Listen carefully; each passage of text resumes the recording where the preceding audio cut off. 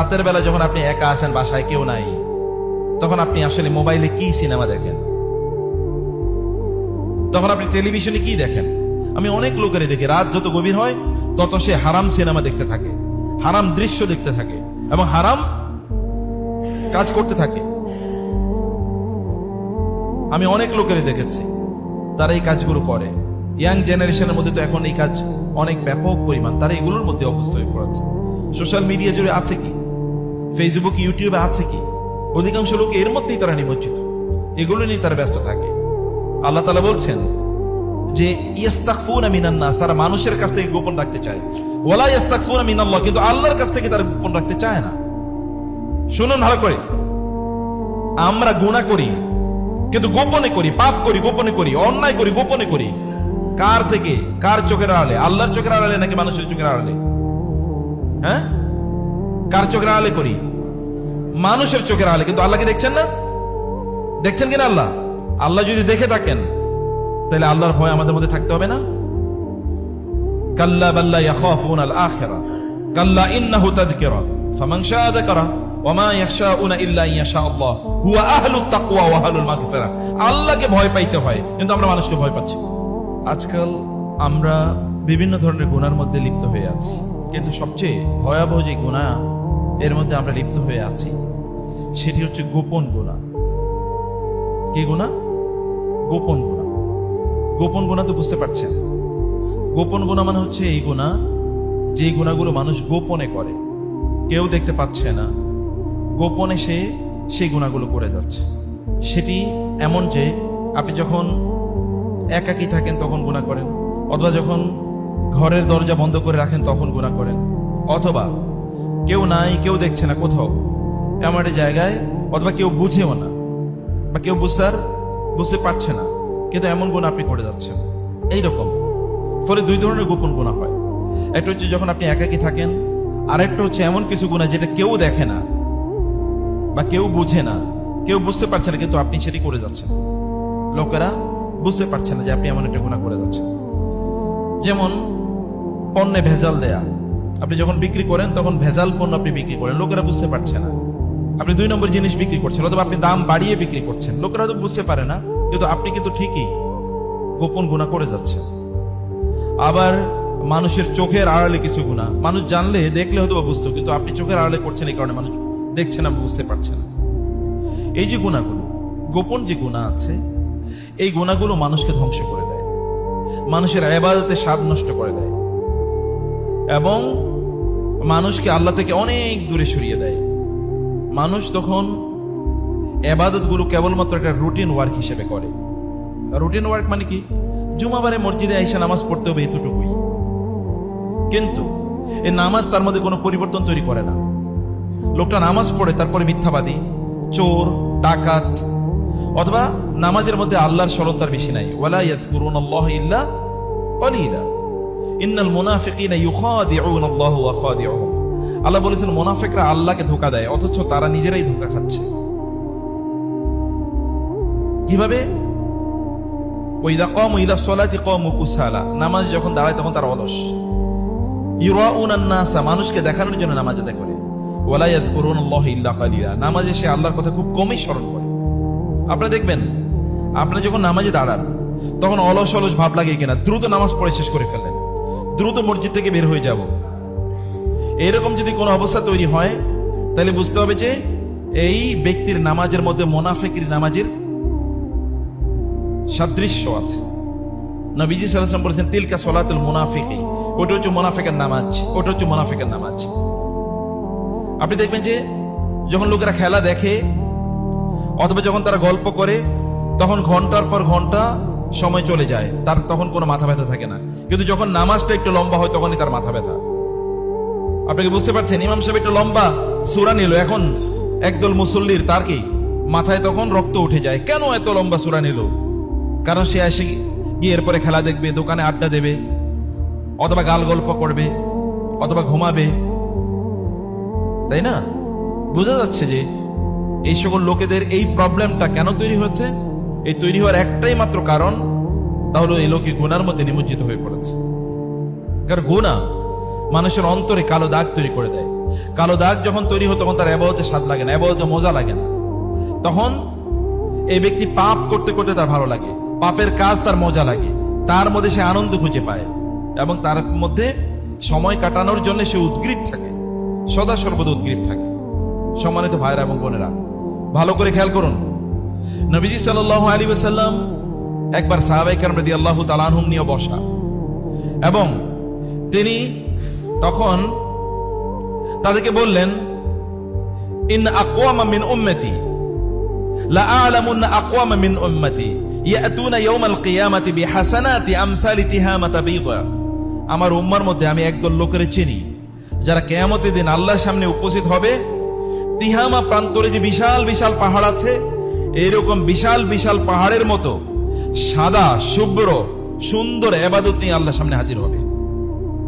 কিন্তু আল্লাহ সুবহানাহু ওয়া তাআলা ফায়াজআলুহু আল্লাহু হাবাআ মানসুরা, আল্লাহ তাআলা এই আমলগুলোকে উড়িয়ে দেবেন, ছুঁড়ে ফেলে দেবেন, একটাও আল্লাহ তাআলা কবুল করবেন না, গ্রহণ করবেন না।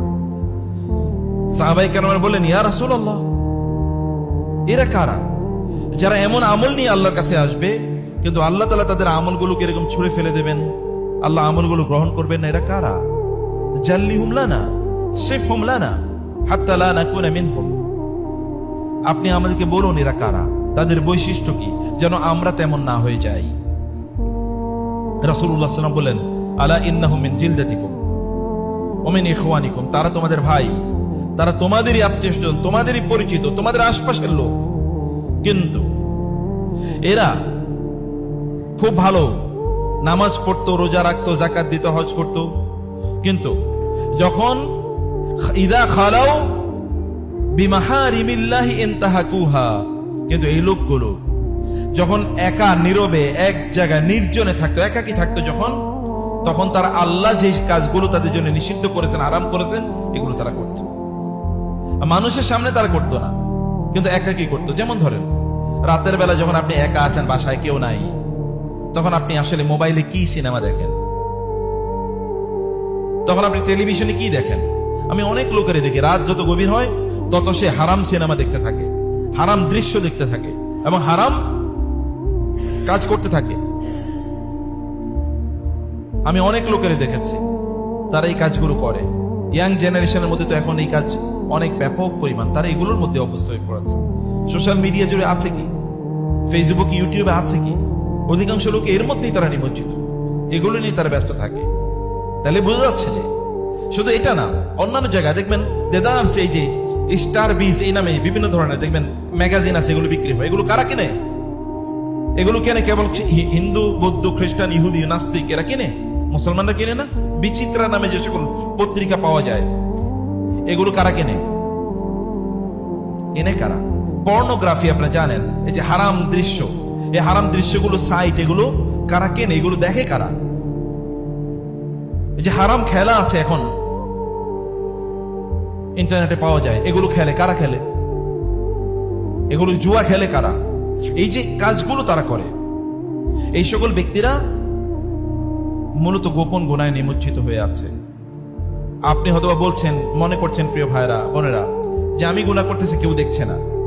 কেউ যদি মনে করে আমি গুনাহ করছি কেউ দেখছে না, আল্লাহ দেখছে না, তাইলে এই ব্যক্তিটা কাফের হয়ে যাবে সাথে সাথে। আর কেউ যদি মনে করে যে আমি গুনাহ করছি আল্লাহ তাআলা দেখতেছেন, তাতে কি আসে যায়, তাইলে এই লোকটা নাস্তিক হয়ে যাবে। এখন আমরা কোথায় আছি বলেন? আল্লাহ তাআলা কি দেখছেন না?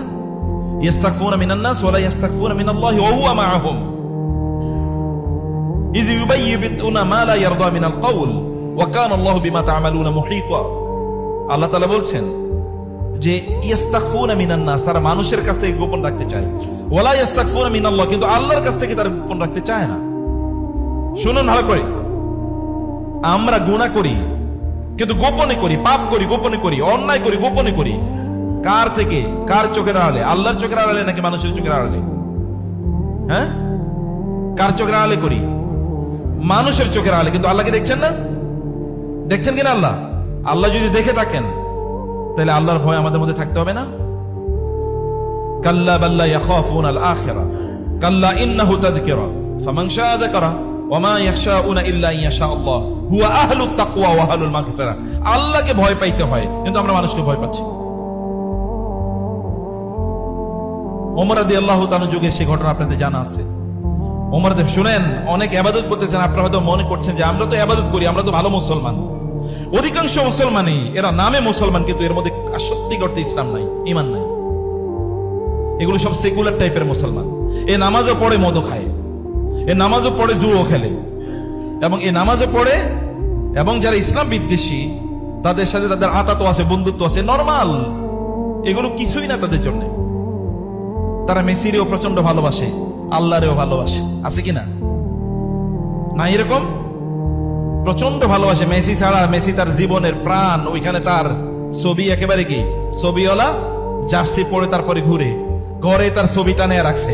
এও আবার মুসলমান, সে আবার নিজকে মুসলমান। আপনি বলবেন যে খেলার সাথে ইসলামের এটাই না আনেন কি? ইসলাম কি কেবলমাত্র মসজিদেই নাকি? মসজিদের বাইরে ইসলাম নাই? কোন মুসলমান যদি মনে করে কেবল মসজিদে ইসলাম, তাহলে সে ইসলাম থেকে মুরতাদ হয়ে গেল। মসজিদের বাইরে ইসলাম নাই, ঘরে ইসলাম নাই, রাস্তায় ইসলাম নাই। ইসলাম কি কেবল নামাজের মধ্যে সীমাবদ্ধ? ব্যবসার মধ্যে ইসলাম নাই, পরিবারের মধ্যে ইসলাম নাই, বিয়ে শাদীর মধ্যে ইসলাম নাই, পড়াশোনার মধ্যে ইসলাম নাই? ইসলাম তো সবকিছুর মধ্যে। উদখুলু ফিস সিলমি কাফা ইন্নাদ দীনা ইনদাল্লাহিল ইসলাম। অতএব ইসলামকে কেবলমাত্র খণ্ডিত আকারে দেখলে আপনার চলবে না। এটা হচ্ছে অন্ধের হাতি দেখার মতো। অন্ধ হাতির লেজ ধরেছে, যে মনে করছে হাতি হচ্ছে কিসের মতো? রশির মতো। আরেকটা পেট ধরছে, বলছে যে হাতি হচ্ছে কিসের মতো? কুলার মতো, কুলা। আরেকজন ধরছে পা, সে মনে করছে কি হাতি হচ্ছে একটা পিলারের মতো। কেউ ধরছে ওই যে তার যে সামনে যে সুর আছে এটা ধরছে। এতে এক একজন এক এক রকমের কথা বলতেছে, কারণ ও তো কান ধরছে একজন, সে মনে করছে হাতি হচ্ছে এরকম, সে তো পুরোটা দেখে নাই। ইসলামের আমরা এরকম অন্ধের মতো দেখছি, এবং ইসলামকে আমরা সত্যিকার অর্থেই আমরা ইসলামকে পালন করছি না। এই জন্য প্রিয় ভাইরা বোনেরা, ওমর রাদিয়াল্লাহু তাআলা আনহুর যুগে ওমর রাদিয়াল্লাহু তাআলা রাতের অন্ধকারে তিনি ঘুরে ঘুরে বেড়াতেন, দেখতেন সাধারণ মানুষের অবস্থা কি, কারো কোনো প্রবলেম আছে কিনা সেটা তিনি সমাধান করার চেষ্টা করতেন। একদিন তিনি রাতের অন্ধকারে ঘুরছিলেন, শুনলেন যে একজন নারী তার মেয়েকে বলছে, মেয়ের নাম ধরে, যে দুধের মধ্যে একটু পানি মেশাও। বলে কেন মা? বলে যে এতটুকু দুধ আছে এতটুকু তুমি যদি বিক্রি করো, তাহলে আমাদের যা খাবার দরকার আমরা কিনতে পারবো না, তাহলে এর মধ্যে পানি মিশালে একটু বেশি হবে, তাহলে একটু বেশি টাকা আমরা পাবো। তখন মেয়েটি বলেন, মা তুমি কি শোনো নাই আমিরুল মুমিনিন ওমর রাদিয়াল্লাহু তাআলা আনহু নিষেধ করেছেন দুধের সাথে পানি মিশাতে? বলে ওমর কোথায় আর আমরা কোথায়? ওমর রাতের বেলা এখানে আসবে কোথেকে? ওমর কি দেখছে নাকি? তুমি এখন যে পানি মিশাবে এটাকে ওমর দেখছে? তিনি বললেন, মেয়েটি বলল, বলে মা ওমর দেখে না, কিন্তু ওমরের আল্লাহ কি দেখেন নাই? ওমর দেখেন নাই, ওমরের আল্লাহ দেখেন নাই? ওমর দেখেন না ঠিক আছে, কিন্তু তার রব কি দেখেন নাই? মা আমরা কি আমিরুল মুমিনের কথা কেবলমাত্র দিনের বেলা মানবো, রাতের বেলা মানবো না? কেবল সামনাসামনি মানবো, পেছনে মানবো না? ওমর রাদিয়াল্লাহু তাআলা মনোযোগ দিয়ে কথা শুনলেন। তিনি শোনার পরে তিনি বললেন, এই ঘরটা একটু ভালো করে মনে রাখবে, এই ঘরটা কোনটা। বাসায় তিনি চলে গেলেন। সকালবেলা তিনি মসজিদে নববীতে তার যেটা অফিস, সেখানে তিনি গিয়ে বললেন, ওদেরকে ডাকো, সংবাদ দাও। তাদেরকে সংবাদ দেয়া হলো। সেই নারীকে তিনি এবার ডেকে বললেন যে তুমি কে, তোমার পরিচয় দাও। এরা তো ভয় পেয়েছে, আমিরুল মুমিন কেন ডাকলো? বলে যে আমি একজন বিধবা নারী, আমার কেউ নাই, একটা মেয়ে আছে, স্বামী নাই, আমরা একটু অসহায় গরিব ফ্যামিলি। তো বলে যে গত রাতে যে তোমাকে এই কথা বলতে শুনলাম। তখন এই নারী বললেন যে সত্যি, এটা ঠিকই বলেছেন, আপনি ঠিকই শুনেছেন, কারণ আমরা গরিব মানুষ, আমাদের তো আসলে বাঁচার কোনো উপায় নেই, কারণ দুধের সাথে একটু পানি মেশাতে বলেছে। ওমর রাদিয়াল্লাহু বলেন, যান আপনারা চলে যান, কোনো শাস্তি নাই তাদের জন্য। ওমর বলেন, শাস্তি আমার হওয়া উচিত। কার হওয়া উচিত? আমার হওয়া উচিত, কারণ আমি আমিরুল মুমিনিন এদের। তো এরা এরকম একটা অসহায় ফ্যামিলি, আমি কেন জানবো না? আমি কেন জানবো না? একথা বলে তিনি তাদেরকে বললেন, আপনাদের খাবার নিয়ে আর কোনো টেনশন করতে হবে না। তিনি তাদের জন্য প্রচুর পরিমাণ বাইতুল মাল থেকে, মানে পাবলিক ট্রেজারি থেকে প্রচুর পরিমাণ খাবার ইত্যাদির ব্যবস্থা করে দিলেন, যেন তাদের কোনো প্রবলেম না হয়। এবার তিনি তার ছেলেদেরকে ডেকে বললেন, আমি তোমাদেরকে একজন গোয়ালিনীর মেয়ে, গোয়ালিনী বুঝেন তো, গরুর দুধ বেচে এরকম একজন মহিলার মেয়েকে বিয়ে করার প্রস্তাব করছি, তোমরা কে বিয়ে করবা? প্রেসিডেন্ট বলছে তার ছেলেদেরকে যে তোমরা এরকম একজন গোয়ালিনীর মেয়ে, গরিব, দুধ বেচা শুধুমাত্র চলে, এরকম একজন মেয়েকে তোমাদের কাছে বিয়ে দেওয়ার প্রস্তাব করছি, তোমরা কেউ বিয়ে করবা? কারণ হলো, কেন প্রস্তাব? তোমরা বলতে পারো যে কেন এরকম গোয়ালিনী মেয়েকে আমাদের বিয়ের কথা বলছেন। এই গোয়ালিনী মেয়ের মধ্যে আমি যে দিনদারি দেখেছি, এই দিনদারি পাওয়া যায় না। সে আল্লাহকে প্রকাশ্যেও ভয় করে, গোপনেও ভয় করে। এবং তারপরে তার এক ছেলে এই নারীকে বিয়ে করেছেন। জানেন, এই নারীর পরবর্তী প্রজন্ম হয়েছে ওই যে আরেকজন ওমর ইবনে আব্দুল আজিজের নাম শুনছেন না? ওমর ইবনে আব্দুল আজিজ রাহিমাহুল্লাহ, বিখ্যাত দ্বিতীয় ওমর যাকে বলা হয়, যেই ওমর কেবলমাত্র 2.5 বছরের মতো পৃথিবী শাসন করেছিল, কিন্তু মানব ইতিহাসে এরকম শাসন আর খুঁজে পাওয়া যায় না। এমন এমন শাসন করেছেন, এত বড় দিনদার এবং আল্লাহওয়ালা ছিলেন। শাসক যদি আল্লাহওয়ালা হয়, দিনদার হয়, তাহলে সমাজে কোনো কি থাকে না, অঘটন থাকে না। তাহলে সমাজে তখন সম্পদের কোনো অভাব থাকে না, প্রাচুর্য, প্রচুর পরিমাণ ফল ফসল তৈরি উৎপাদন হয়, বৃষ্টি হয় প্রচুর পরিমাণে। তখন ওমর ইবনুল খাত্তাব রাদিয়াল্লাহু আনহু যুগে যা হয়েছে, ওমর ইবনে আব্দুল আজিজের যুগে তা হয়েছে। ওমর ইবনে আব্দুল আজিজের যুগে যাকাত নেয়ার মতো লোক খুঁজে পাওয়া যায় না, সবাই ধনী, যাকাত নেয়ার মতো লোক খুঁজে পাওয়া যায় না। এটা কি এমনি হয়েছে? ওই যে একজন নারী গোয়ালিনী, আমরা আমাদের মধ্যে গোপন গুনার প্রবণতা আছে, অথবা আমরা গোপনে আল্লাহকে ভয় পাই না, আর আমাদের সন্তানগুলো আল্লাহওয়ালা হবে, দিনদার হবে, অথবা আমাদের পরবর্তী প্রজন্ম থেকে আল্লাহর ওলি বের হবে। এটা কেমনে আপনারা প্রত্যাশা করেন? এটা আশা করা দুরাশা। এই ওমরের ছেলে, তার নাম আব্দুল ইবনে ওমর, আপনি জানেন রাদিয়াল্লাহু তাআলা আনহুমা। আব্দুল ইবনে ওমর একবার তিনি রাস্তা দিয়ে যাচ্ছিলেন মরুভূমিতে, দেখলেন এক কৃষক, এক মানে বালক, সে বালক মেষ চালাচ্ছে, মেষ চড়াচ্ছে, মেষ বা ছাগল চড়াচ্ছে, মানে ছাগল বকরি এগুলো মাঠে ঘাস খাওয়াচ্ছে। তিনি তাকে বললেন, এই বকরিটা আমার কাছে বিক্রি করো। বলে, আমি কি বকরির মালিক নাকি আমি আপনার কাছে বিক্রি করবো? আমি তো কৃতদাস, এবং এগুলো আমার মালিকের, এগুলো আমি পাহারা দিয়ে রাখি, আমি তো আমানতদার, আমি বিক্রি করতে পারবো না, তো আমার বিক্রি করার কোনো অথরিটি নাই। বলে, ঠিক আছে, তুমি আমার কাছে বিক্রি করে এরপরে মালিকের বলবা যে নেকড়ে বাঘ এটাকে খাইয়ে ফেলছে, তুমি কিছু এক্সট্রা টাকা পাবা। তিনি বলেন কি, ফাইন আল্লাহ, আল্লাহ কই তাহলে? আল্লাহ কোথায়? আল্লাহ কি দেখবেন না? এটা আমি মালিকের মিথ্যা বললাম, কিন্তু আল্লাহ দেখবেন না? আল্লাহর কাছে আমাকে জবাবদিহি করতে হবে না? এটা একটা কৃতদাস। আমাদের ছেলে মেয়েরা কি এতটুকু অনুভব তাদের আছে? একটা কৃতদাস বুঝতে পারেন খেয়াল করে, আমাদের আছে কিনা? একটা ছেলে বালক। আমাদের যুবকদের অবস্থা কি বলেন? এই যে ইয়াং জেনারেশন যারা আছে, কালকে রাতে কিভাবে কাটাইছে বলেন? গত রাত তাদের কিভাবে কাটছে? আজকে সকালটা কিভাবে কেটেছে বলেন? বলছে আমি যে আমার মনিবকে গিয়ে বললাম, আমি তো তার পক্ষ থেকে আমানতদার, আমি তাকে গিয়ে যদি বলি আমি তাকে মিথ্যা বললাম, কিন্তু আমার রবকে আমি কিভাবে উত্তর দেব? আব্দুল ইবনে ওমর এটা শুনেই তিনি কেঁদে দিলেন। তিনি এখান থেকে চলে গেলেন, গিয়ে বলেন ওর মালিককে একটু খবর নাও।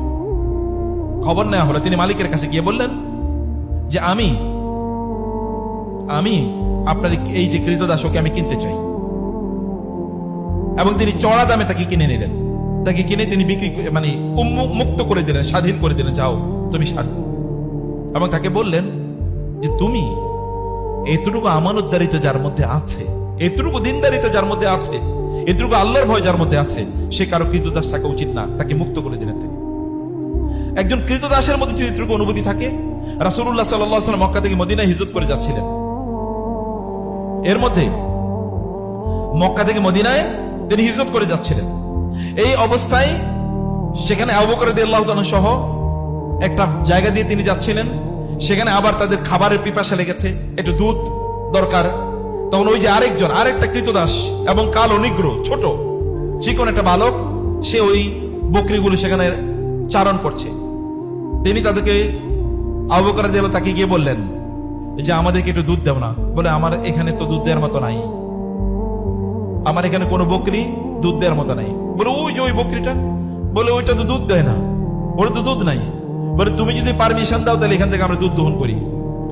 বলে, ঠিক আছে, সমস্যা নাই, কিন্তু এটা তো দুধ নাই, তো আমি আপনাকে দিতে পারবো না। এমনি তো আমি দিতে পারবো না, আমার তো এটা দেওয়ার কোনো অনুমতি নাই, কারণ আমি তো আরেকজনের পাহারাদার কেবলমাত্র, আমি দিতে পারবো না। আর ওটাতে দুধ নাই, আপনি যদি পান তাহলে নেন, আমরা যা বলতাম আপনি পাইলে নেন। ঠিক আছে। তিনি গিয়ে রাসূল সাল্লাল্লাহু আলাইহি ওয়াসাল্লাম কেবল ওই বকরি কিন্তু দুধ দেয় না, ওর কোনো দুধ এখনো তৈরি হয় নাই। তার নিচে এরকম হাত দেওয়ার পরে তার ওলানটা দুধে পূর্ণ হয়ে গেল। রাসূলের মুজিজা এটা। এবার আবু বকর রাদিয়াল্লাহু আনহু দুধ দহন করলেন। দুধ দহন করে রাসূলকে আগে খেতে দিলেন। দুধ ভর্তি হয়ে গেছে গামলা, তিনি আগে খেলেন, এরপরে আবু বকর খেলেন, এরপরে ওই আব্দুল্লাহ ইবনে মানে ওই যে শিশু মানে যুবক, এই যুবকের এটা দিয়ে দিলেন, তুমি খাও। বলেন, আপনি কে? আপনার কে? এরকম তো কাউকে দেখি না, দুধ নাই এগুলোতে। এটা তো দুধ দেওয়ার মতো, এটা তো দুধ দেওয়ার জায়গায় এখনো যাই নাই, কিন্তু এরা যে দুধ দিয়েছে, আপনি কে, আপনারা কে? রাসূল ইসলাম বলেন, আমি আল্লাহ রাসূল, আনা রাসূলুল্লাহ আনা নবিয়ুল্লাহ মুহাম্মদ, আমি আল্লাহর নবী।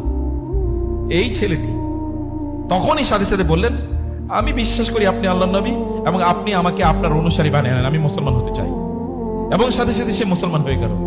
রাসূলুল্লাহ সাল্লাল্লাহু আলাইহি ওয়াসাল্লাম বললেন, তোমার মধ্যে যে আমানতদারিতা আমি দেখেছি, তোমাকে আল্লাহ তাআলা তার দ্বীনের জন্য কাজে লাগাবেন। তাকুর মুআল্লিমান আমিনা, তুমি ভবিষ্যতে এমন একজন মুআল্লিম হবা, এমন একজন শিক্ষক হবা যে শিক্ষকের উপর আস্থা রাখা যায়। এবং ইনি পরবর্তী কে হয়েছেন জানেন? ইনি আব্দুল্লাহ ইবনে মাসউদ রাদিয়াল্লাহু তাআলা, যার কাছ থেকে আমরা লক্ষ লক্ষ মাসালা হাদিস জেনেছি।